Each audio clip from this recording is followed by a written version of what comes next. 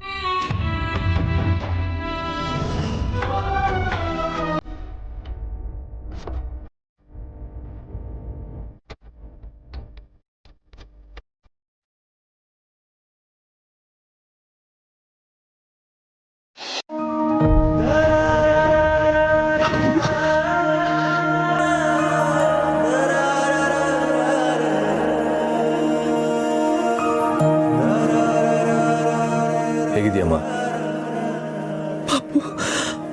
ಹೌದು ಅಮ್ಮ, ನಿಮ್ಮ ಪಾಪುನೇ ಬಂದಿರೋದು. ನೀವು ಕನಸು ಕಾಣ್ತಿಲ್ಲ, ಇದು ಭ್ರಮೇನೂ ಅಲ್ಲ. ಅಮ್ಮ, ನಿಮಗೆ ಸರ್ಪ್ರೈಸ್ ಕೊಡ್ಬೇಕಂತಲೇ ನಾವು ಹೀಗೆ ಮಾಡಿದ್ದು. ಸಮರ್ಥ್ಗೆ ಬೆಳಿಗ್ಗೆನೇ ಬೇಲ್ ಸಿಕ್ತು. ಆಗಲೇ ನಾವು ಆತ್ರದಲ್ಲಿ ಹೋದ್ವಲ್ಲ ಸಮರ್ಥನ ಕರ್ಕೊಬರೋದಕ್ಕೆ.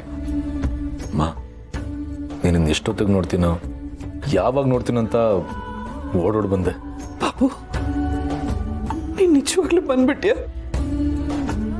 ದೇವ್ರಿಗೆ ನನ್ನ ಪ್ರಾರ್ಥನೆ ಕೇಳಿಸ್ಬಿಡ್ತು. ನನ್ನ ಪಾಪು ಬಂದ್ಬಿಟ್ಟ.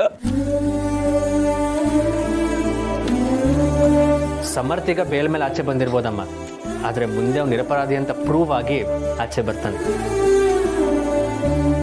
ಇದಕ್ಕೆಲ್ಲ ಕಾರಣ ನೀವು ಅಮ್ಮ. ನೀವು ಅಷ್ಟೆಲ್ಲ ರಿಸ್ಕ್ ತೊಗೊಂಡಾಗ ಕಾರ್ ಹುಡುಕಿರ್ಲಿಲ್ಲ ಅಂದಿರಿದ್ರೆ ಸಮರ್ಥ ಆಚೆ ಬರೋದು ತುಂಬಾ ಕಷ್ಟ ಆಗಿರೋದು. ಇಲ್ಲ, ನೀವು ಇವನನ್ನು ಬಿಡಿಸೋದಕ್ಕೆ ಎಷ್ಟು ಕಷ್ಟಪಟ್ಟಿದ್ದೀರಾ ಅಂತ ಗೊತ್ತು. ನೀವು ಕೊಟ್ಟು ಮಾತನ್ನು ಉಳಿಸ್ಕೊಂಡಿದ್ದೀರಾ. ನಿಮ್ಮನ್ನೆಲ್ಲ ನನ್ನ ಮಕ್ಕಳು ಅಂತ ಹೇಳ್ಕೊಳ್ಳೋದಕ್ಕೆ ಹೆಮ್ಮೆ ಆಗತ್ತೆ.